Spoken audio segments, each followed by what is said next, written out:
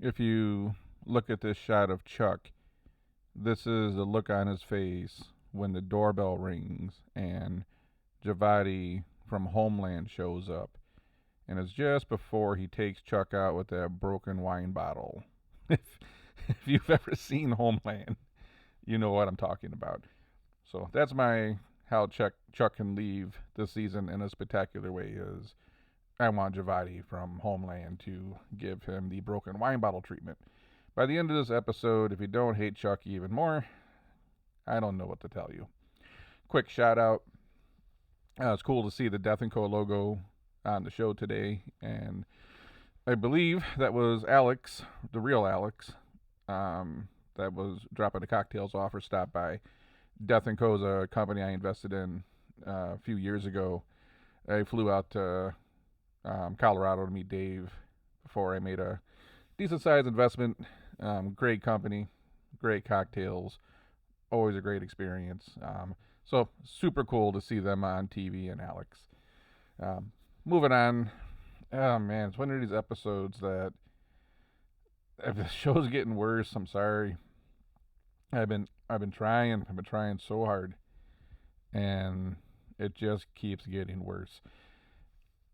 I've not said a whole lot about it, but the people that leave comments on my um, videos have noticed that the show's definitely become more and more social focused. And this episode kind of slaps you in the face with, even more of the social kind of propaganda. I don't watch TV for that purpose, and that just bugs me. As I've always been that way. I never wanted to. I don't like those movies that have like some deep religious meaning, and it's almost like geared towards trying to make you believe in this religion or something. If it's going to be that type of movie, I just want to know it's that type of movie. I don't want to feel like I'm getting programmed. I don't want to I don't want to just be watching this propaganda and like rhetoric in a sense.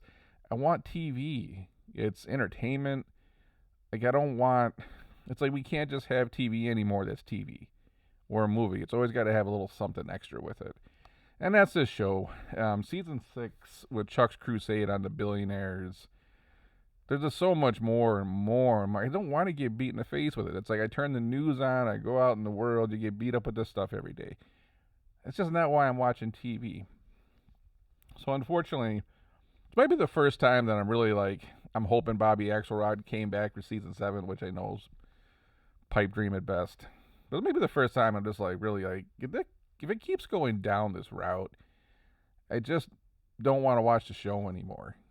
I feel like someone is trying to manipulate me, and I hate that. I'm just not into that. There was an old show, was it the Newsroom that people complained about, where it was a really good show, but they just kind of always beat you over the head with political ideals. And it's just one of those things that can we just get away from that? I don't want my content, super right. I don't want my content super left. In fact, unless it's a political movie or TV show, I don't want anything at all. Can we just have a story? I think that's why I like shows or movies like Sicario, right? This is none of that stuff. It's just story. Can we just get back to having story? So, anyways, Senior takes Chuck into his, it looks like his Senior's old office. Looks like it's right out of the 80s. Even with the old stale cigars. And that's like where Chuck's going to set up shop. So I thought that was a throwback. I got to imagine that's what Wall Street, in New York looked like in the late 80s or something. So that's kind of funny. Wendy drops a book off, manuscript on everyone's desk. You can tell by the look that Victor and Philip give each other that there's just a level of mutual respect there. Like everyone always seems to respect Victor. And Philip and Victor seem to have that same bond. And it's like you realize anywhere in life, in your friends, your family, at work, there's the people that get respect, and then there's everybody else. How you carry yourself, how you do your work, how you handle yourself, the things you achieve, the things you accomplish, that's how you're going to get respect. Michael Jordan in his documentary mentioned something similar where He wouldn't have anything if his game was terrible. If Michael Jordan put up 6 points a game, we wouldn't even be talking about Michael Jordan right now. Jordan in that docu straight up said, like, my results on the court was my endorsement. And the people at work that crush it, that bring up people around them, they don't drag them into a black hole. The people that just crush it every day, they're the ones that always get the respect. There's another point in the show where somebody says the highest earners always demand the most respect or something like that. And it's not always just about money. It's just how you carry yourself, what you achieve, and what is your body of work. That's how you get respect. You just don't get respect because you show up and because you went to XYZ college, or because you show up and keep a chair warm and you're breathing the same air every day. The people that kill it usually get the most respect. When Prince dropped Andrew Yang's name, I kind of knew where the episode was going, and that's exactly where the episode went. I looked into Yang a little bit in the past. I knew a few people that was interested in him.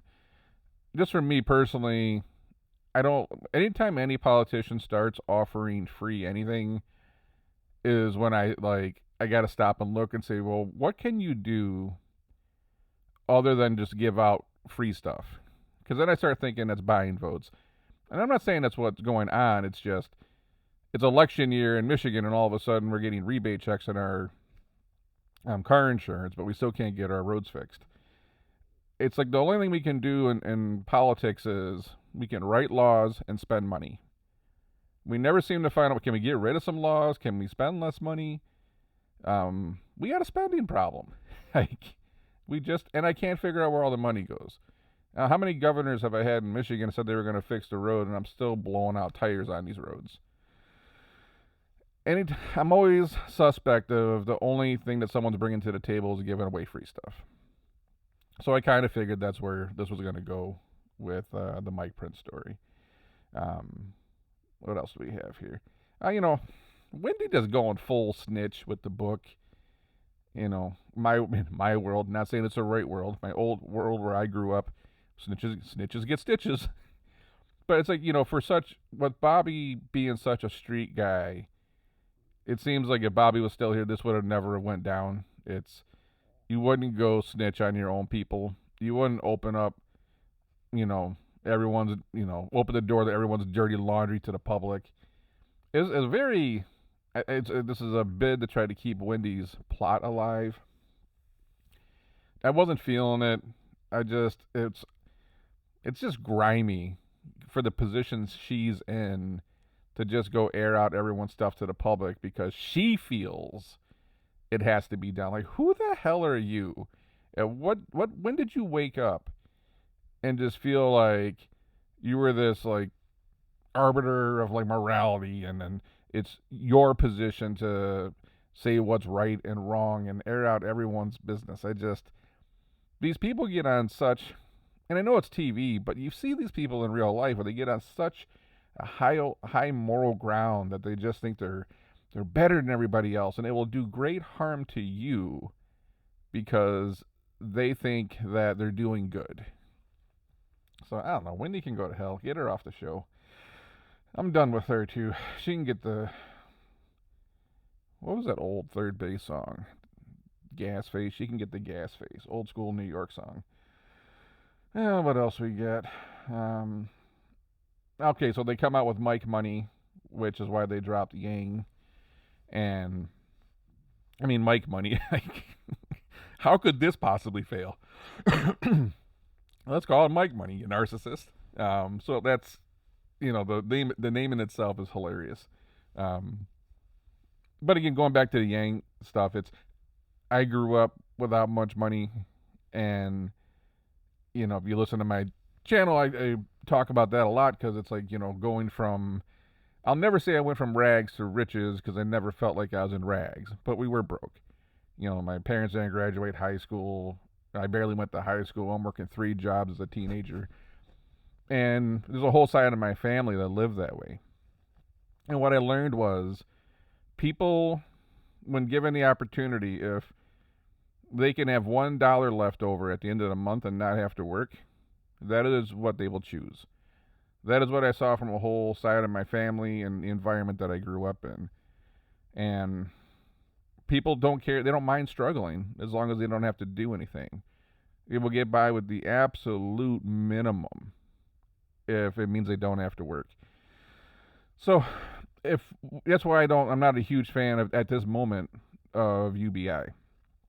I've never seen someone getting free stuff lift them out of poverty. Everyone I know that was broke back then is still broke. But my father worked at a steel factory for 30 years, and we made some kind of living. I busted my butt and educated myself so I could go start companies and dig out of the hole. Most of the people I know that got free stuff, they just look for more ways to get free stuff. I mean, I had family that was traveling around state to state based on how easy it was to get welfare programs. So, like, I got stories for days. And that's when I realized it's I got so many stories. It's like those people when they're really broke and they come across like $1,000 somehow. Maybe it's a tax refund or who knows. Do you think that goes to like paying down credit card debt or getting some health insurance or taking care of something? In my neighborhood, it went to booze, it went to smokes, buying stuff you didn't need. You went to the jewelry store, the Finger Hut catalog, if you know what I'm talking about. Like, they don't ship the Finger Hut catalog to where I live now. They ship the Finger Hut catalog to where I grew up in that neighborhood. That's where all the money went. That money never went to bettering life. So I think we learned during COVID with the unemployment what happened. Now then you had a worker shortage. People weren't working. As soon as you got just enough unemployment insurance to not have to work anymore, you didn't work. You're like, well, why would I go work at this pizza joint for to make $3,500 a month if I can sit home and get unemployment for $2,500? It only proved my point of people will choose to struggle over working if they have that choice. So I don't know what the issue, as robots and AI come in and take over, I don't know what the long-term solution is. But at least this day and age, to incentivize people to not contribute to society is a problem. As we're seeing right now, Michigan's short 1,000 EMS workers right now, they said. So one day you're going to get blown up, get T-boned on the road, and there's going to be no ambulance to come save your ass. And if they do, you're going to get to the hospital, and there's not going to be any nurses. One of the companies I own does career consulting. So we do resume writing, college planning, career planning, outplacement services, performance coaching, not in the way Wendy does, but maybe a little bit similar. And two of the most seen customers in the last 6 months have been teachers and people in the medical fields. They are fleeing those jobs and going into other jobs right now. So we're not going to have any teachers. We're not going to have any healthcare professionals. Can you tell me where the world becomes a better place at this point if everyone's just going and taking jobs at Amazon? I don't know. I don't know what the solution is, but people have to. I did another episode on that where I said, should even rich people have to work in some capacity? You can't just consume. You can't have people just sitting back like we did for the last 18 months and getting fat unemployment and then not working. Even if it's what people call a crappy job, working at McDonald's, there has to be some contribution to society. Now, I think with UBI, you had to work and then you got a supplement. So all right, I'm not trying to make this episode about that. My one idea is, if we're going to do UBI, let's look at the jobs we need to fill and then give people a bump for that. If you're going to give someone UBI, then we need welders, we need CNC people, we need truck drivers. It sounds like we need nurses. There's all these jobs that, quote unquote, that people don't want to do. Then if you're going to do UBI, then get someone a benefit. So they would have got $40,000 to do that job, that they'll get $55,000. I don't know if that's a solution, but we have to step back as a society and say, if we want to keep functioning the way we live in this very convenient society where food's at our fingertips and healthcare is right here and you can hop on a plane and go anywhere, we're going to have people doing those jobs. And if they don't want to do them, maybe incentivize people to do them. All right, I'm done with that one. Spiro's talking to Taylor about being in his cabinet, and Taylor goes, "What, your kitchen cabinets?" Yeah, that was a nice little bite back. I enjoyed that one. And it, way Spiros is talking to Taylor about being in like a sub leadership position. It's we all have that family member or friend that's always telling you about these big schemes, these big money ideas, and they're making all these moves and they're doing all this stuff, and this is about to happen, and they never do any of it. They're completely delusional. They're lying to you, but they don't even know it because they're lying to themselves. They actually believe it, but it never happens because they were just lying to themselves. In the same way, Spiros is delusional as well. Um, the guy, I don't know what you call him, when Wendy goes and sees the person about the book, and they're doing that like deep mental session, and it gets into the whole thought of, what would it feel like to not publish the book, and that resonated with me because, I got like 3 books that I could publish, probably 5 in total, and I'm just sitting on them until I get the right opportunity and the right deal. I don't need the money, so I'm not going to go take a crappy book deal. Like, you want Final Cut, and it's you're sitting there with this, like, who knows how many hundreds of thousands of words you've poured into writing, and it's sitting there, and it's like it's an asset. It's a piece of creativity. Wouldn't call it art. It's thoughts on paper, but in a weird way, it feels good knowing that you just have this sitting there, and you've made the decision to not publish it, and to be in that position where you don't have to does feel good. If my back was against the wall and I had to go publish it and just try to get a quick $20,000 or something, it's a lot different feeling than just sitting there looking at it, knowing you have it, and we're just waiting. And I think it's one of the things, like one of the most powerful feelings you can have in the world, they say, is having the ability to say no, even though you could say yes. So, anyways, that was something that actually, for how much I didn't enjoy this episode, that one did resonate with me. Sacker pulls up on Chuck with a bottle of Regal.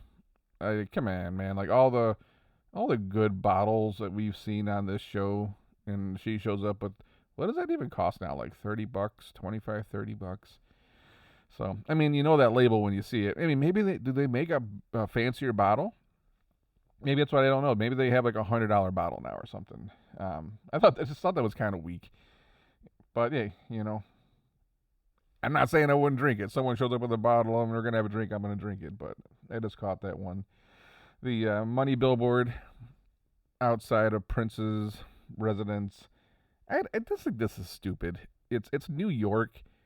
As if you don't know there's billionaires everywhere. It's Wall Street. This is the place where everyone in the world wants to go to get rich. And they're making it seem like they put a billboard outside with Prince's net worth and the whole world's going to go, oh my God.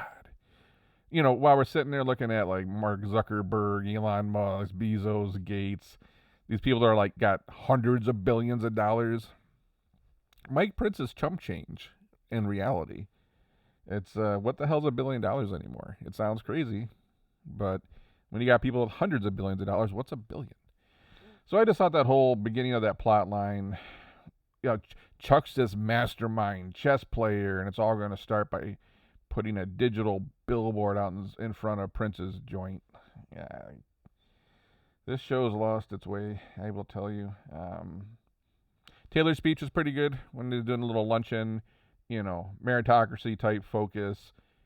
Are you here to make friends or make money? Which, unfortunately, the world is moving more towards, I want to go to work and not work, and it's all about friends, and it's not about merit.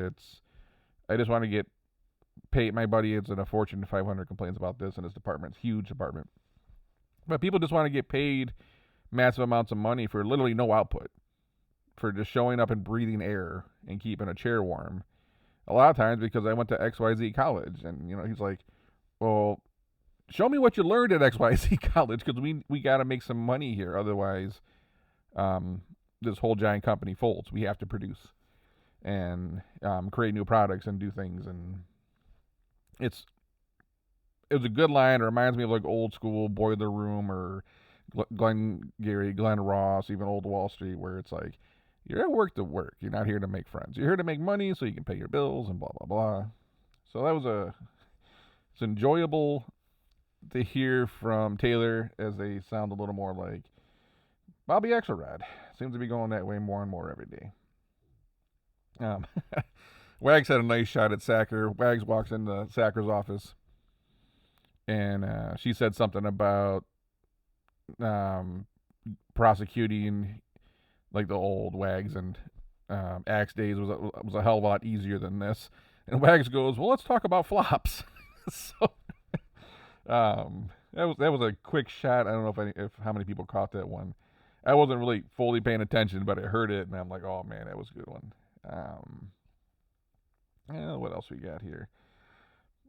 I got a note that says Wendy is garbage. So when like Bonnie shows up and they're all in the room, and then the way that Wendy is talking to them, that she just has this right to go publish this stuff and air out everyone's business, and the way she's just kind of snapping back at them like she's this god-like figure that makes her so much better and superior than all these people that she has to go publish this and just get it out for the world to see.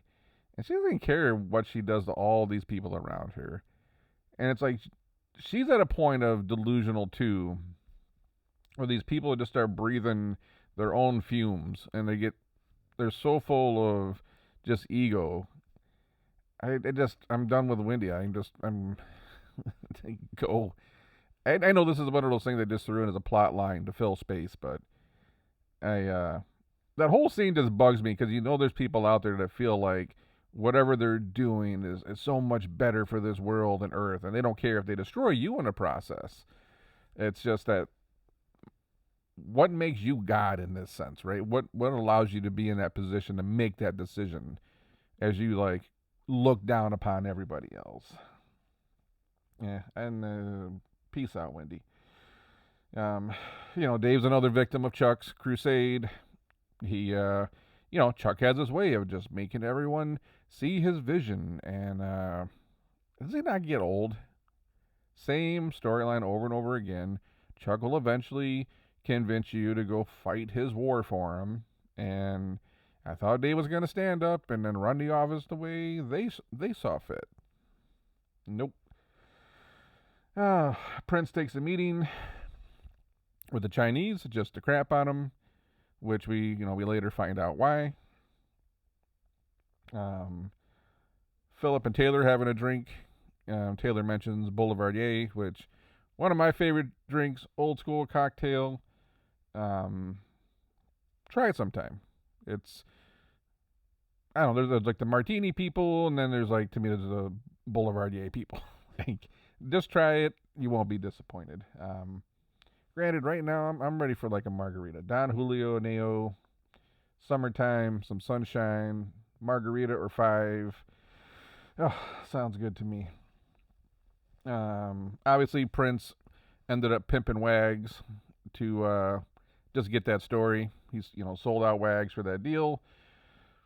It leaked out, so Prince could get the story saying that he stood up to the Chinese and human rights abuses, and that's how Prince ends up flipping the script against Chuck. And then we find out at the end here that Mike's actually going to run for president, which, quite a few people have predicted that that was going to be his big plan. But, it's going to start with the Mike's money, which now he's going to fund himself, and then, make a run for president, which, I don't know, we're going to go for a whole, season 7 is going to be Chuck trying to derail Prince's presidential run. I just, remember we watched Billions and it was stock trading and Bobby Axelrod crushing people and buying an NFL team and ordering yachts and insider trading type stuff, and I don't know. This is not the same show, and I understand things got to evolve and change, but this kind of sucks. Like I gotta say, it's like it just sucks. This is did the writers change? What changed? We went from this like money-driven billionaire type show to this, and Like, I'm just not feeling it anymore. See what happens in the next episode. Not all that excited, to be honest. I used to look forward to waking up on Sunday morning, cracking my laptop open, turning the show on, getting some work done, drink 40, 50 ounces of coffee. The show just doesn't. I don't know what the hell they've done to it, but it seems like we just gone the same way of all TV. We gotta hate all rich people, and they're the problem for everything, I guess. So, but hey, we'll find out what happens. Anyways, if I missed something, drop a comment below. I'd be curious to see what you have to say. Till then, I'll catch you on the next one.